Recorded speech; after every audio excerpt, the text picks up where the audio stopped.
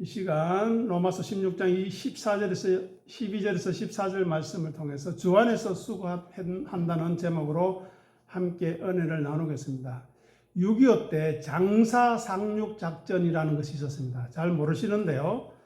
여기에는 평균 17세 학도병들이 772명이 투입이 되었습니다. 이 상륙 작전은 인천 상륙 작전의 양독 작전으로, 즉 미끼로 사용되었습니다. 즉 그들을 미끼로 적군들이 거기에 관심을 가질 때 인천 상륙 작전을 하려는 것이었고, 거기에 갔던 대부분의 사람들이 죽었는데 누군지 모릅니다. 오늘 우리가 살피고 있는 로마서 16장 12절에서 14절에 나오는 여기 나오는 이름들 잘 아십니까? 또 우리가 이제까지 살폈던 베베, 브리스가와 아굴라, 에베네도와 마리아, 안드로니고와 유니아, 암블리아와 우르바노와 스다구, 아벨레와 아리스토블로, 헤로디온과 나기수, 잘 아십니까? 우리는 이미 살폈으니 그분들이 누군가 잘 생각해서 나도 하나님의 사람으로 말씀에 기록되어지는, 생명책에 기록되어지는 사람으로 살겠다는 귀한 은혜가 있기를 간절히 소원합니다. 12절 보시기 바랍니다. 12절 보시면 사도 바울이 로마 교회 교인들에게 문안 인사를 하는 내용의 일부인데요. 짧은 문안 인사처럼 보이지만 이 구절에 등장하는 세 명의 여성, 드루베나, 한번 따라해 보시기 바랍니다. 드루베나, 드루보사, 버시의 삶을 우리가 살펴보겠습니다. 이들 앞에는 어떤 말이 있습니까? 수고하다는 의미를 지고 있습니다. 즉 십자가의 무게를 견디었다는 것입니다. 이 구절에서 세 번이나 반복되는 단어가 있는데요. 그것이 바로 수고하다는 말입니다. 헬라어 코피아오는 단순히 봉사, 노동했다는 뜻이 아닙니다. 지쳐 쓰러질 정도로 일을 했다, 뼈를 깎는 고통을 감수한다는 의미입니다. 그래서 십자가를 진다는 것은 삶의 극심한 피로와 고난, 영적이고 육적인 수고를 동반하는 것입니다. 이 세 명의 여성들은 그저 여유 시간을 내어서 교회를 섬긴 것이 아닙니다. 자기 생명을 갈아 넣듯이 지치도록 수고하며 예수님의 십자가 고난에 동참했다는 것입니다. 다음에 보십시오. 드루베노와 드루보사가 나옵니다. 이 두 사람은 쌍둥이 자매로 추정이 됩니다. 그런데 그 이름의 뜻이 매우 역설적입니다. 헬라어로 보면 우아하다, 호화롭다, 사치스럽다, 부드럽다라는 말입니다. 즉 귀족이나 부유한 집안에서 태어나서 손에 물 한 방울 묻히지 않고 호화롭게 편안하게 살아가라는 부모의 기대가 담긴 이름입니다. 그러나 바울은 그들을 가리켜서 무엇이라고 이야기합니까? 주 안에서 수고했다, 뼈 빠지는 노동을 했다고 말합니다. 여기서 완벽한 자기 부인을 엿볼 수 있습니다.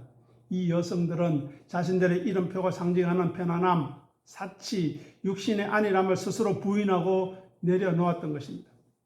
자기 중심적인 안락한 삶을 포기하고 복음과 교회를 위해서 거친 세상으로 나와서 굳은 일을 마다하지 않는 종의 모습으로 낮아졌던 것입니다. 이것이 바로 자기의 안락한 본성을 죽이는 참된 자기 부인의 삶입니다. 다음으로 보십시오. 사랑하는 버시라고 이야기합니다. 버시라는 이름은 페르시아 여자라는 뜻입니다.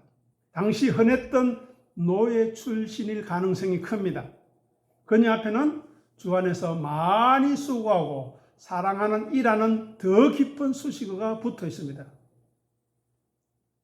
주 안에서라는 이 말은 이들이 십자가를 질 수 있었던 원동력이었습니다. 내 힘, 내 의지로 하는 고생은 결국 원망과 불평과 혹은 자기 자랑으로 끝나게 되어 있습니다. 그러나 이들은 예수 그리스도와 연합하여 주 안에서 주님이 지신 십자가를 따라갔던 것입니다. 남이 지어주는 십자가나 율법적인 굴레가 아니라 사랑하기 때문에 스스로 짊어진 고난이었습니다. 바울이 버시를 사랑하는 자라고 부른 것은 그녀가 주님과 교회를 향한 헌신적인 사랑 때문에 남들보다 더 큰 희생과 수고, 더 많이 수고했다는 자기 십자가를 기꺼이 감당했음을 우리에게 가르쳐주고 있습니다. 그러면 이 12절을 지금 자기 부인과 자기 십자가의 눈으로 읽으면 어떻겠습니까? 오늘날 편안하고 대우받는 신앙생활을 추구하는 우리에게 이런 것을 가르쳐 줍니다. 내 이름표, 세상적인 자아를 버리라는 것입니다. 드루베나와 드루보사처럼 세상이 우리에게 기대하는 성공, 안락함, 호화로움이라는 가치관을 거스르는 자기 부인이 매일 있어야 한다는 것입니다. 두 번째, 지치도록 섬기어야 한다는 것입니다. 구원받는 것은 그저 그것으로 끝나지 않고 교회에서 가장 보이지 않는 곳에서 알아주지 않는 곳에서 섬기고 또 영혼을 위해서 땀과 눈물을 흘리는 수고하는 자기만의 십자가를 지고 있는지 돌아보아야 합니다. 세 번째, 오직 주 안에서 세상이 알아주지 않아도 세상 전체, 성경 전체에서 이 단 한 구절에만 등장하는 이 이름들이지만 하나님은 그들이 주 안에서 지치도록 흘린 눈물과 십자가의 수고를 완벽하게 기억하고 계신다는 것입니다. 결론적으로 로마서 16장 12절은 자기의 기득권, 안락함을 십자가에 못 박고 주님을 위해서 이름도 없이 빛도 없이 고단한 삶의 멍에를 묵묵히 짊어진 초대교회 평신도 여성들의 위대한 신앙 고백이라는 것입니다. 다음 13절 보시기 바랍니다. 13절에 보면 초대교회의 놀라운 역사가 숨겨져 있습니다. 성경 전체를 통틀어서 자기 십자가와 자기 부인의 의미를 가장 극적으로 보여주는 대목입니다. 왜 그런가 살펴보겠습니다. 먼저 십자가의 수치를 영광으로 바꾼 가문이 여기 있습니다. 억지로 진 십자가에서 자기 십자가로 바꿔낸 사람이 있습니다. 로마서에서 루포가 누구인지 알기 위해서는 마가복음 5장 21절을 보아야 하는데 여기 보면은 루포가 나옵니다. 한번 적어 놓으시기 바랍니다. 마가복음 15장 21절 제가 읽어드리겠습니다. 마침 알렉산더와 루포의 아버지인 구레네 사람 시몬이 시골로부터 와서 지나가는데 그들이 그를 억지로 가게 하여 예수의 십자가를 지었다라고 이야기합니다. 루포의 아버지는 예수님이 골고다 언덕으로 가실 때 군병들에게 차출되어서 예수님의 십자가를 대신 졌던 구레네 시몬이었습니다. 당시 유월절을 지키기 위해서 예루살렘으로 왔던 시몬에게 예수님의 십자가를 지는 일은 인생 최악의 재수 없는 일이었습니다. 억지로 진 것이었습니다. 왜냐하면 십자가는 가장 흉악한 범죄자들이 매달리는 사형틀이자 끔찍한 수치의 상징이었기 때문입니다. 하지만 그가 흘린 땀과 예수님의 피가 뒤섞였던 골고다로의 걸음은 그의 인생을 바꿔놓았습니다. 억지로 진 십자가의 경험이 후일 시몬뿐만 아니라 아들 알렉산더와 후포 그리고 그 아내까지 온 가족을 구원으로 이끌었다고 오늘 본문에서 13절에서 이야기하고 있습니다. 마찬가지로 우리의 삶에도 때로는 질병이나 사업의 실패나 억울함 등이 있습니다. 피하고 싶고 억지로 지게 되는 십자가 같은 고난이 찾아옵니다. 그러나 주님 안에서 그 고난을 원망하지 않고 묵묵히 기쁨으로 짊어질 때 그 수치와 짐, 수동적인 십자가는 우리의 영혼과 가족을 구원하는 위대한 우리 몫의 태인 영광의 십자가로 성화되는 것입니다. 그리고 13절을 보십시오. 루포의 어머니, 그의 어머니. 이것은 내 가족주의라는 것을 깨뜨린 참된 자기 부인의 모습이 나타납니다. 사울은 루포의 어머니, 즉 구레네 시몬의 아내를 가리켜서 누구라고 이야기합니까? 그녀는 곧 내 어머니라. 바울이 이토록 깊은 애정과 존경을 표한 이유가 무엇이겠습니까? 당시 사도 바울은 언제 죽을지 모르는 지명 수배자이자 핍박받는 순회 전도자였습니다. 즉 같이 하면 손해볼 사람이었다는 것입니다. 바울은 매맞고 상처투성이가 되거나 지쳐 쓰러질 때마다 루포의 어머니를 찾아갔을 것이고 그녀는 바울을 자기의 친아들처럼 먹이고 입히며 간호했던 것입니다. 그래서 루포의 어머니에게 있어서 자기 부인은 바로 이기적인 가족주의를 부수는 것이었습니다. 인간의 가장 본능적인 이기심은 내 남편, 내 자식, 내 아내 잘 건사하면 된다는 마음이 아닙니까? 더군다나 바울처럼 위험한 임무를 돕는 것은 자칫 자기 가족에게 화를 입힐 수 있는 위험천만한 일이었다는 것입니다.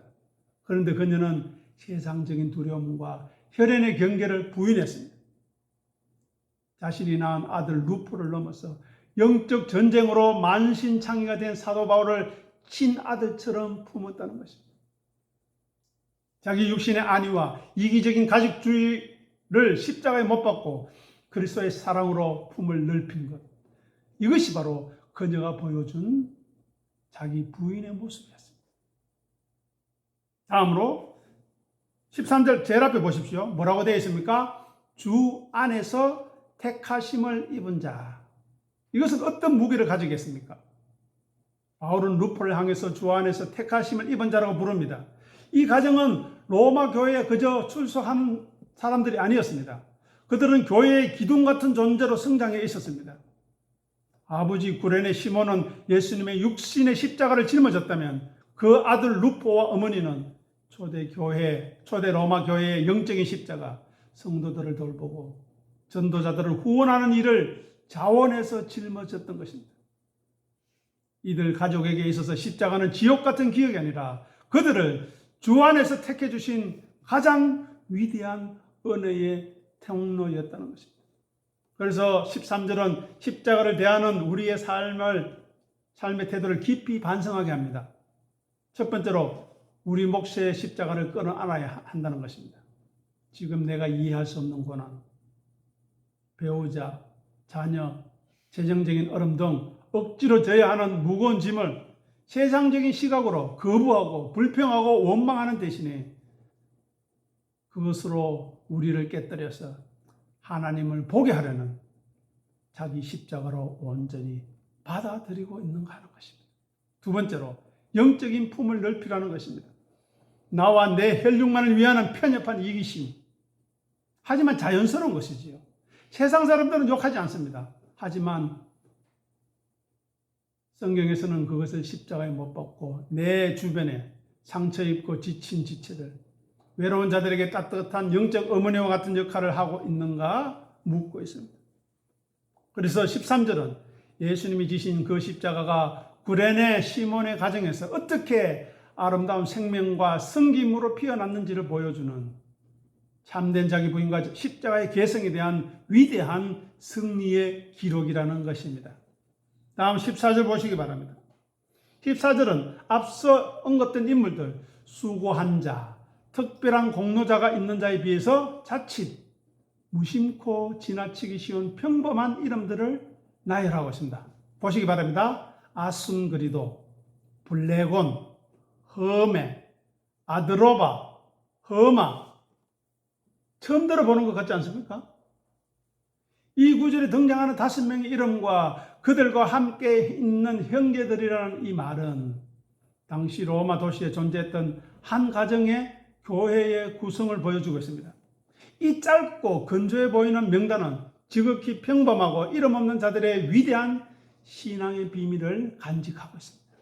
자, 첫 번째로 수식어가 없는 자기 부인입니다. 즉 무명의 영성입니다.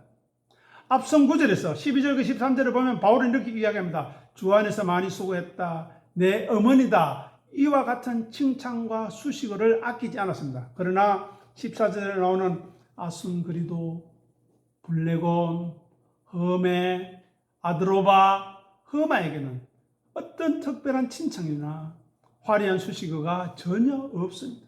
그저 이름만 불리고 있습니다. 신앙생활에서 가장 어려운 자기 부인 중에 하나가 무엇인가 하면 바로 인정받고 싶은 욕구, 명예욕을 십자가에 못 박는 것입니다. 내가 교회를 위해서 얼마나 수고했는지, 내가 헌금을 얼마나 많이 했는지, 내가 얼마나 봉사하고 헌신하고 기도했는지 남들이 알아주지 않으면 시험에 들기 쉽습니다. 하지만 이들은 바울에게 별다른 코멘트나 화려한 타이틀을 받지 못했을지라도 묵묵히 로마의 한 구석에서 가정교회를 이루며 예배했던 것입니다. 사람의 인정이나 교회의 직분이 삶의 동력이 된 것이 아니라 이름도 빛도 없이 자신을 감추는 수식어 없는 무명의 헌신, 즉 철저한 자기 죽음에 자기 부인의 과정에 있었던 사람들이라는 것입니다. 다음으로 비천한 일상을 견뎌내는 자기 십자가를 그들은 졌습니다. 노예와 하층민의 고단한 삶이 여기에 묻어나고 있는 것입니다. 이 구절에 등장하는 험에는 이 이름은 1세기 로마 제국에서 주로 노예나 해방 노예 아니면 천민이나 하층민들이 흔히 사용하던 이름이었습니다. 짐승처럼 취급받으면서 하루하루 극심한 중노동에 시달리던 로마의 밑바닥의 인생들이었을 가능성이 매우 큽니다.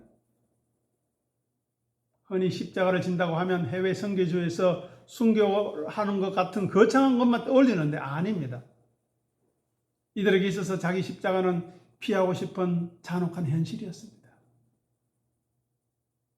아침 일찍부터 시작되는 고된 육체적인 노동과 억압적인 주인의 폭언, 그리고 성도다운 순종으로 묵묵히 견뎌내는 치열한 일상이 그 자체였다는 것입니다. 혹 기회가 되면 로마에 관한 영화가 있다면 한 번씩 보십시오. 그들의 그 중에서 노예들이 어떻게 생활하고 있는가.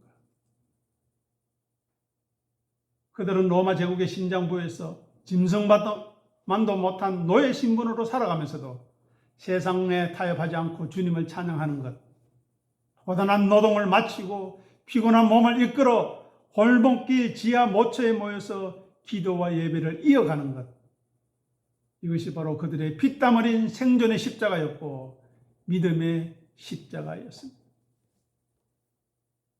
마지막으로 함께 지는 공동체의 십자가를 그들은 졌습니다. 보십시오. 14절은 뭐라고 이야기합니까? 그들과 함께 있는 형제들.